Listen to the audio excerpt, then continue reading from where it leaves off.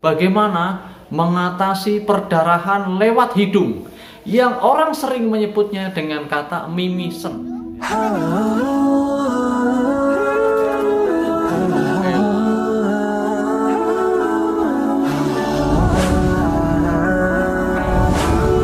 Seringkali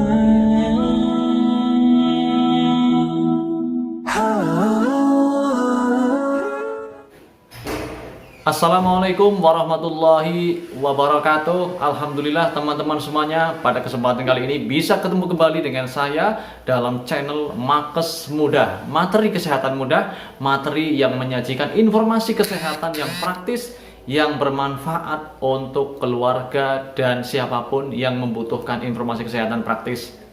Insya Allah pada kesempatan kali ini akan saya sampaikan sebuah tema yang sering terjadi pada orang-orang di sekitar kita, bahkan mungkin keluarga kita, yaitu tentang bagaimana mengatasi perdarahan lewat hidung yang orang sering menyebutnya dengan kata mimisen, ya. Perdarahan lewat hidung bisa disebabkan oleh beberapa hal. Yang pertama, karena rapuhnya pembuluh darah di hidung tersebut. Kemudian yang kedua, mungkin penderita hipertensi atau ada kelainan darah, ya, seperti hemofili, yaitu orang yang mengalami gangguan pembekuan darah, sehingga ketika orang itu mengalami perdarahan akan sulit membeku. Nah, ini adalah beberapa penyebab, di samping tentu ada sebab-sebab lain, misalnya karena ada tumor atau kanker, ya, itu juga bisa menjadi sebab seseorang mudah mengalami perdarahan lewat hidung. Tapi ada beberapa pencetus. Pencetus itu faktor yang menjadi penyebab hidung itu mengalami perdarahan, ya. Kalau yang tadi adalah penyebab adalah hal-hal yang alamiah yang sifatnya sudah ada pada orang itu, kemudian yang menyebabkan perdarahan itu terjadi. Pencetusnya itu apa? Yang pertama, mungkin karena anak tersebut dalam kondisi dia seperti yang disebutkan di awal, ada gangguan, kemudian dia bersin, bisa. Hanya karena bersin, karena dasarnya sudah ada kerapuhan atau bakat dia mengalami mudah perdarahan, kemudian dia bersin, bisa dari bersin dia bisa jadi mimisen. Kemudian yang kedua, karena sering mengorek-orek hidung dengan jarinya, ya, atau mungkin benda lain, ya, itu juga bisa menjadi sebab munculnya atau pencetus munculnya perdarahan melalui hidung. Kemudian juga bisa karena sisi, ya, mengeluarkan lendir atau mengeluarkan ingus dengan keras melalui hidung, ya, ini juga bisa menjadi pencetus terjadinya mimisen tersebut.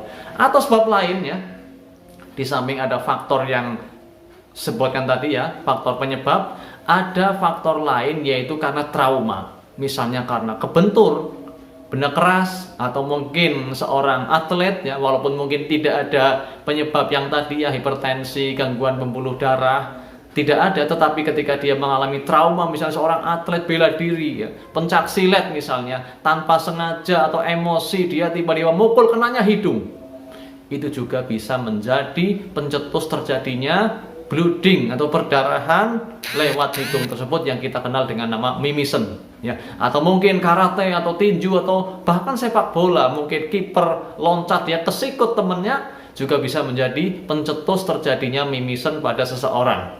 Baik teman-teman sekalian, apa yang bisa kita lakukan ketika seseorang mengalami perdarahan lewat hidung? Maka sebelum melanjutkan, silahkan bagi teman-teman yang belum subscribe, ya, silahkan subscribe untuk mendapatkan informasi yang lebih komplit, informasi secara rutin dari channel kami, channel Makes Mudah. Baik teman-teman, yang bisa kita lakukan ketika seseorang mengalami perdarahan lewat hidung atau mimisen, ya. Ketika mimisen itu hanya hal yang wajar saja atau keluarnya tidak begitu banyak, ya. Artinya mungkin hanya netes saja atau mengalir tapi tidak begitu banyak sekali, ya. Maka kita bisa melakukan yang pertama, tempatkan posisi hidung lebih tinggi dari jantung.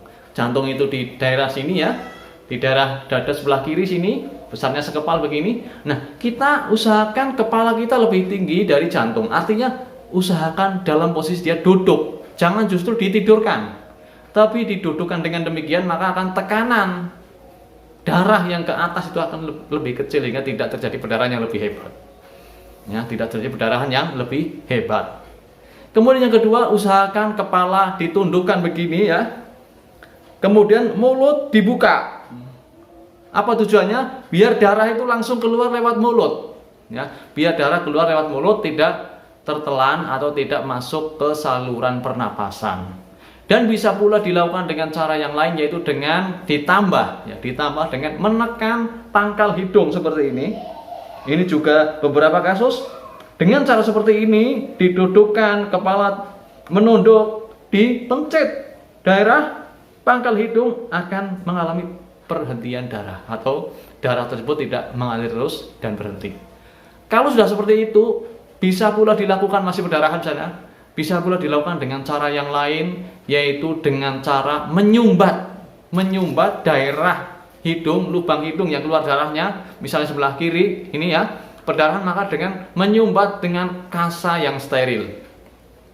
Kalau di rumah ada kasa steril, maka dibuat pilinan, ya seperti ini, dipilin-pilin seperti itu, kemudian dimasukkan ke lubang hidung sana sampai mentok sini ya. Dan sebelum dimasukkan, usahakan basahi dengan air dingin atau air es ya. Air es tujuannya apa? Untuk membekukan atau membuat pembuluh darah yang keluar itu, tujuannya adalah untuk menyempit dan sehingga tidak terjadi perdarahan yang terus menerus. Ini diharapkan seperti itu. Kalau tidak ada air es, bagaimana? Dengan air dingin biasa ya, dipilih begini, dikasih air ya, kemudian diperes ya, usahakan tangan dalam bersih ya. Kalau tidak steril ya bersih, kalau tidak desinfektan, kalau tidak dibasah dengan alkohol atau dengan sabun, maka paling tidak tangan kita benar-benar bersih. Kemudian masukkan ke sini, ditekan begini, dimasukkan sini sampai benar-benar menyentuh sini ya. Dan biarkan beberapa saat. Kalau sudah basah sekali sampai delewer begini darahnya, maka diganti dengan kasa steril yang lain dengan cara seperti tadi. Kalau tidak ada kasa steril, bagaimana? Bisa dengan apapun, misalnya dengan sapu tangan yang bersih, yang sudah dicuci, sudah disetrika misalnya, yang lembut ya, atau dengan potongan kaos dalam itu kan lembut ya, bahannya dari katun, bahannya itu juga bisa digunakan untuk menyumbat perdarahan yang mengalir lewat hidung. Kalau itu tidak ada, kita mungkin di hutan, kita sedang ngarit atau mencari rumput, bagaimana? Bisa dengan menggunakan daun sirih. Kalau di rumah pun bisa ya. Ini cara tradisional tapi terbukti efektif ya, karena ada beberapa kandungan daun sirih yang bisa membantu menghentikan perdarahan. Jadi daun sirih tersebut dicuci bersih, kemudian dipilih-pilih begini ya, sehingga warnanya itu berubah menjadi seperti keluar airnya, kemudian dimasukkan di sini ya, hidung yang mengalami perdarahan tersebut. Dengan cara itu biasanya perdarahan lewat hidung akan berhenti. Dan kalau seperti itu masih belum berhenti ya, maka cukup Anda itu ya tetap tenang ya. Anda bisa menundukkan kepala seperti ini dan mulut terbuka, biarkan sampai sekitar 20-30 menit, hampir setengah jam ya. Kalau sudah berhenti, alhamdulillah, itu yang kita harapkan ya. Tapi kalau belum berhenti ya, maka usahakan kita itu kalau darahnya banyak sekali ya, ingat hati-hati ketika darahnya banyak, sampai mungkin ada sekitar 2 gelas atau lebih. Kalau 1 gelas mungkin masih toleran ya kadang-kadang, karena orang transfusi darah pun sekitar 1 gelas 200 atau 350 cc. Sekarang 350 cc atau 1 gelas lebih, hampir 2 gelas. Tapi kalau sudah lebih dari itu, lebih dari 2 gelas kalau lebihnya, kemudian ditambah dia dalam kondisi dia itu les-lesan ya, pusing, kemudian nadinya cepat, napasnya terengah-engah atau sesek napas ya, pucat, maka ini tanda-tanda shock, maka harus segera dilarikan ke unit gawat darurat untuk mendapatkan penanganan yang lebih lanjut. Barangkali dia kekurangan darah, barangkali perlu transfusi, barangkali perlu dibantu dengan injeksi obat untuk menghentikan perdarahan. Ini cara yang selanjutnya ketika terjadi perdarahan atau bleeding yang banyak.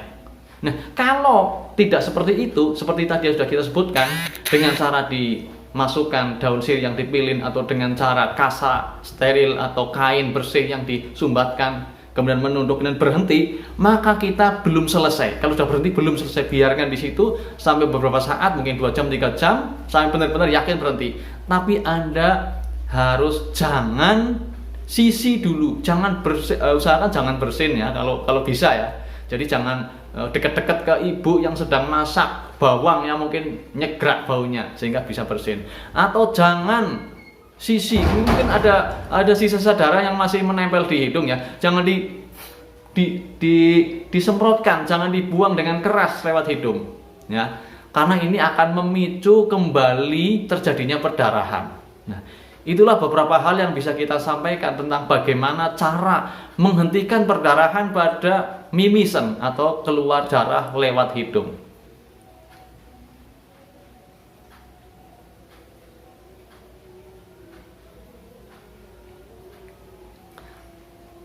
Demikian yang bisa kita sampaikan, mudah-mudahan bermanfaat bagi teman-teman sekalian. Apa yang kita bahas pada kesempatan kali ini, insya Allah pada kesempatan yang akan datang kita akan bahas hal-hal yang juga tidak kalah pentingnya untuk kita ketahui. Hal yang berkaitan dengan kesehatan praktis, informasi kesehatan praktis yang sering terjadi pada saudara kita atau siapapun di rumah kita.